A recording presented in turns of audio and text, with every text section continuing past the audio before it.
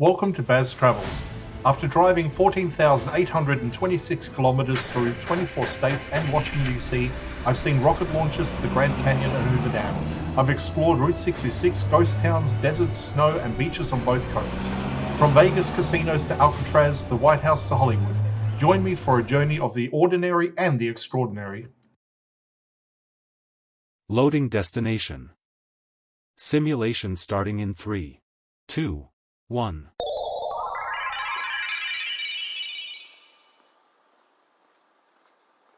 To look around, move your phone or tablet. Click and drag if on a computer or move your head if using a VR headset. Please like and subscribe. Jefferson City did not begin as a grand capital. It began as a strategic decision. In the early 19th century, Missouri needed a permanent seat of government. When Missouri achieved statehood in 1821, lawmakers wanted the capital located near the geographic center of the state, rather than in the large commercial cities of St. Louis or St. Charles. The Missouri River became the logical anchor. It was the main transportation artery of the region.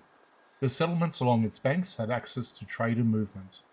The site that would become Jefferson City was selected in 1821 and officially named in honor of Thomas Jefferson, whose Louisiana Purchase had made Missouri possible. At the time, the area was lightly developed riverfront land with dense forests and rolling hills. It was not an obvious urban center. It was chosen for balance and accessibility. The first state capitol building was completed in 1826, but early Jefferson City remained small and functional rather than impressive. Riverboats carried legislators, goods, and migrants into the growing town. Inns, warehouses, and government offices clustered near the water. The city grew because it had to support governments, not because it dominated trade. Fire shaped its history. The original Capitol building burned in 1837. A second Capitol, built soon after, stood for decades before it too was destroyed by fire in 1911. That second disaster forced Missouri to rebuild on a larger scale. The current Missouri State Capitol, completed in 1917, reflected ambition and permanence in a way earlier structures had not. The Civil War brought instability to Jefferson City. Missouri was a border state with divided loyalties. In 1861, Confederate forces attempted to seize control of the capital. Union troops fortified the city and maintained control throughout the war. The fact that Jefferson City remained under Union authority helped shape Missouri's complicated wartime identity. Railroads arrived in the mid-19th century and gradually reduced reliance on river traffic. Jefferson City never became a major industrial powerhouse like St. Louis or Kansas City. Instead, it settled into its role as an administrative center. Government employment became the backbone of the local economy. In the 20th century, the city expanded outwards from the river bluffs. Residential neighborhoods developed along the hills. Bridges and highways strengthened connections across the Missouri River. Infrastructure modernized, but the capital function remained central. What defines Jefferson City historically is intention. It was created to govern. Unlike cities that grew first through commerce or manufacturing and later acquired political importance, Jefferson City existed because Missouri needed a seat of power. The river gave it placement, fire reshaped its architecture, war tested its stability, government sustained its growth.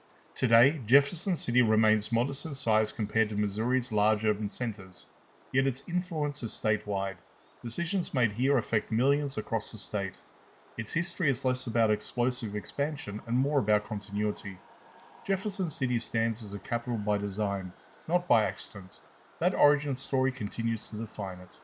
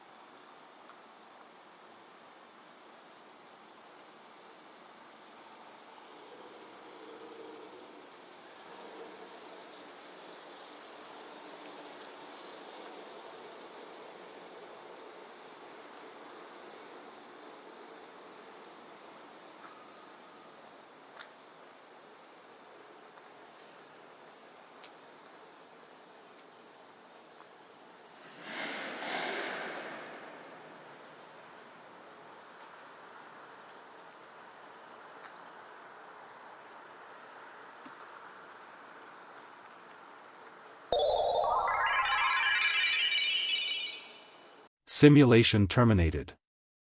Please comment, like and subscribe.